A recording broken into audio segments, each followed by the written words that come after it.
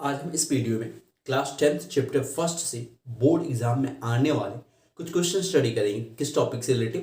Terminating, non terminating. तो आ जाओ, सबसे पहले आपको ये बता दें कि देखो मैंने 3 क्वेश्चन लिख रखे हैं टर्मिनेटिंग, नॉन टर्मिनेटिंग से टॉपिक से रिलेटिव।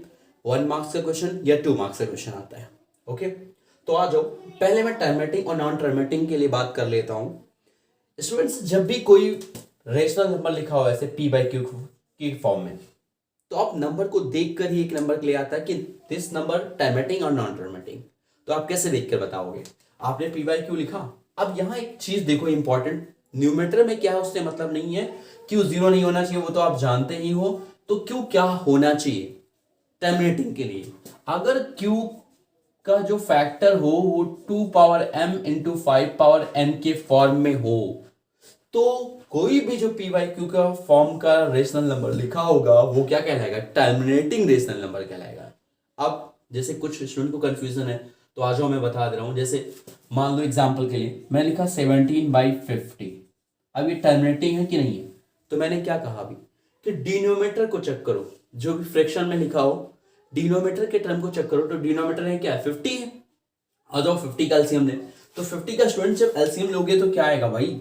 50 का आ जाएगा 2 इंटू 5 इंटू 5, 2 5 10। तो ये क्या आ गया? 2 पावर 1 इंटू 5 का स्क्वायर। तो क्या डिनोमिनेटर जो है 50 वो 2 और 5 के फैक्टर में है? Yes. So this p by Q form is terminating. क्योंकि मैंने अभी कहा कि कोई भी p बाई क्यू के फॉर्म का नंबर हो टर्मिनेटिंग वो तभी होगा जब डिनोमिनेटर जो भी लिखा हो उसमें 2 का फैक्टर हो या 5 का हो या दोनों का हो। लेकिन 2 और 5 यानी 2 एंड 5 के अलावा कोई भी डिनोमिनेटर में और फैक्टर नहीं होना चाहिए। और लिख रहा हूं, देखो जैसे मान लो मैंने लिख दिया 27 और डिवाइड बाय मैंने मान लो सपोज कर लो मैंने लिख दिया ओनली 32। तो 32 किसका होता है? 2 पावर 5 का होता है। तो आ जाओ 32 का जब मैंने फैक्टर किया तो 2 पावर 5 आएगा, यानी 2 5 टाइम्स आएगा। 2 3 4 में 8, फिर ऐसे 2 4 2 जो 4 2 4 ऐसे 16 करोगे तो 5 टाइम्स आएगा। तो यहाँ जो डिनोमिनेटर है तुम्हारे 2 के पावर में है। अब ये दिमाग मत लगाना कि हाँ 5 का नहीं है तो नहीं होगा। नहीं, मैंने कहा 2 का फैक्टर हो डिनोमिनेटर या 5 का हो या दोनों का हो, लेकिन 2 एंड 5 के अलावा और कोई नंबर डिनोमिनेटर में नहीं आना चाहिए फैक्टर के फॉर्मेट में। तो ये भी क्या आपका? यस, ये भी आपका कैसा नंबर? टर्मिनेटिंग है। एक और नंबर ले रहा हूं, मान लो मैंने लिख दिया ऐसे 13 डिवाइड बाई 14 लिख दिया ऐसे। तो 14 में क्या आएगा? 14 का जब फैक्टर आपने किया तो 2 एंड 7 आ गया। भाई मैंने कहा 2 आए और 5 आर बोथ, लेकिन 2 एंड 5 के अलावा कुछ नहीं आना चाहिए। तो इसमें क्या और कोई नंबर है? यस, डिनोमिनेटर में जो 14 लिखा है उसमें 2 एंड 7 आ गया, यानी अदर देन 2 एंड 5 आ गया। इसलिए ये जो नंबर होगा टर्मिनेटिंग होगा नहीं होगा। तो क्या होगा? Non terminating. तो भाई एक नंबर के लिए जो क्वेश्चन आते हैं टर्मिनेटिंग नॉन टर्मिनेटिंग के लिए, क्या वो क्लियर हो गया? अब दूसरा, ये दोनों मैंने टॉपिक क्लियर कर दिया। अब आते हैं इस पर रिलेटिव, जो मैंने कहा 2 नंबर 1 नंबर के क्वेश्चन आते हैं। 1 नंबर तो यहां से बता दिया, 2 नंबर के कैसे आते हैं। जैसे देखो एक क्वेश्चन मैंने लिया, ये 2 नंबर का है, आपके बोर्ड एग्जाम में आया था।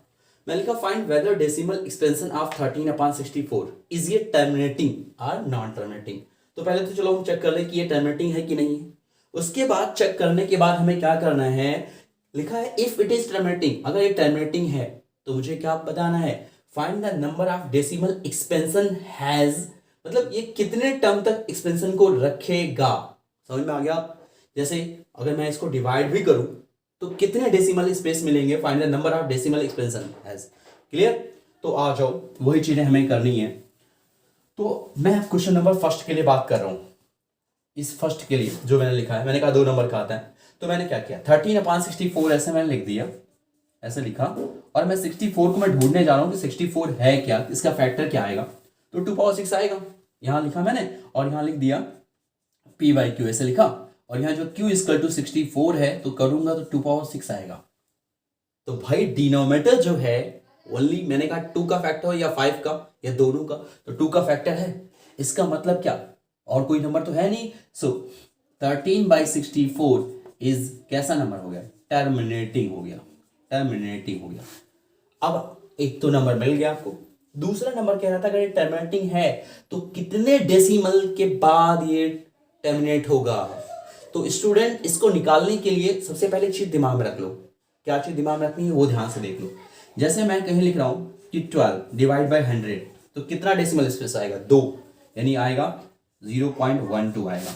अगर मैं लिखा 12 बाई ऐसे मैंने 3 जीरो कर दिया तो इसको डेसिमल में करोगे तो कितने डेसिमल प्लेस तक आएगा 3 डेसिमल प्लेस तक आएगा। तो ये बात समझ में आ गई।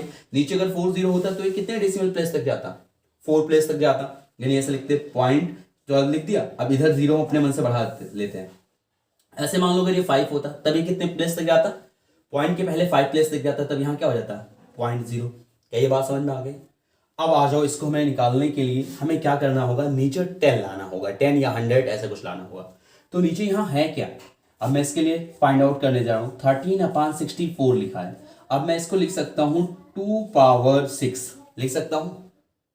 अगर स्टूडेंट इसके साथ जैसे मान लो मैंने कहीं लिखा, क्योंकि मैंने कहा डिनोमिनेटर में अगर जीरो हो जाए सारे, यानी 100 हो जाए 1000 हो जाए तो डेसिमल स्पेस बताना आसान होता है। तो मैंने क्या किया, अगर 2 लिखा है कहीं और मैं इसको 5 से मल्टीप्लाई कर दूं तो 10 बन जाएगा, नीचे 10 आ गया। अब यहाँ 2 पावर 6 लिखा है तो मैं अगर कहीं 5 पावर 6 भी किसी हिसाब से ले आया तो दोनों में 6 पावर कॉमन हो जाएगा। तो यहाँ क्या बनेगा, ये बन जाता आपका 10 की पावर 6, क्योंकि 2 5 जा 10, दोनों पर 6 कॉमन कर लिया। तो इसका मतलब इसमें कितने जीरो आते हैं, 6 जीरो आते। क्या ये बात समझ में आ रही है। तो अगर 6 जीरो होता, जैसे मैंने बताया 5 जीरो है, तो ये कितने डेसिमल बाद टर्मिनेट होगा 5, तो 6 होता 6 बाद होता। तो अब उसके लिए मैंने कहा 5 पावर 6 होना जरूरी है। तो मैंने क्या किया, देखो एक्स्ट्रा काम जो मैं करने जा रहा हूं तो मैं ब्लू पेन से लिख रहा हूं। देखो मैंने यहाँ 5 पावर 6 ऊपर भी मल्टीप्लाई कर दिया और नीचे भी 5 पावर 6 मल्टीप्लाई कर दिया। समझ रहे हो ना क्यों। ऐसे ही सारे क्वेश्चन के लिए एग्जाम में करो, क्योंकि बहुत कम टाइम भी लो, क्योंकि डिवाइड करके देखोगे तो बहुत ज्यादा समय लग जाएगा आपका। तो इसलिए मुझे देखना है। तो यहाँ स्टूडेंट्स क्या बन गया, ऊपर क्या मल्टीप्लाई करके आता है ये मैटर नहीं करता, उससे मतलब ही नहीं आपका। बस आपको ये बताना है कि कितने डेसिमल बाद टर्मिनेट होगा बस। तो अब ये 6 है, यहाँ भी 6 है, 6 मैंने कॉमन कर लिया और क्या हो गया 2 × 5 पावर 6। तो ये जो ऊपर बनेगा, मैंने कहा ऊपर भाई मल्टीप्लाई करने की जरूरत नहीं है आपको, 2 5 10 पावर कितना आ गया 6। हेंस पता चल गया भाई। ये जो पूछ रहा था कि find the number of decimal expansion has, तो सीधा आंसर अब लिखो, क्योंकि ये जो चीज मैंने बताई ये समझ में आ गया ना आपको कि 5 डेसिमल होगा तो 5 स्पेस तक होगा। तो यहाँ कितने जीरोज आ रहे हैं, नीचे 6 जीरोज आ रहे हैं। कितने जीरोज आएंगे 6। बस आपने लिख दिया हैंस।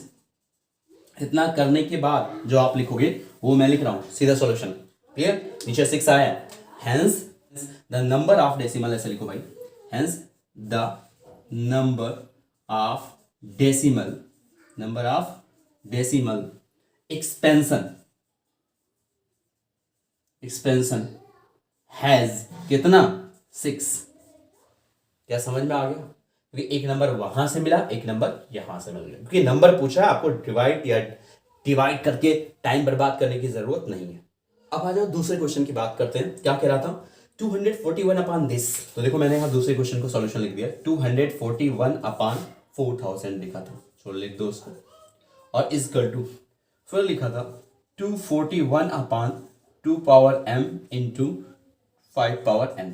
तो बहुत से बच्चों को पता है कि ये देखो ऊपर चीजें सेम है तो कैंसिल हो जाएंगे। अगर किसी बच्चों को कंफ्यूजन है तो भाई क्रॉस मल्टीप्लाई कर लो अभी। तो यहाँ देखो 241 लिखा into 2 power m into 5 power n is equal to, इधर लिखोगे 241 इंटू 4000।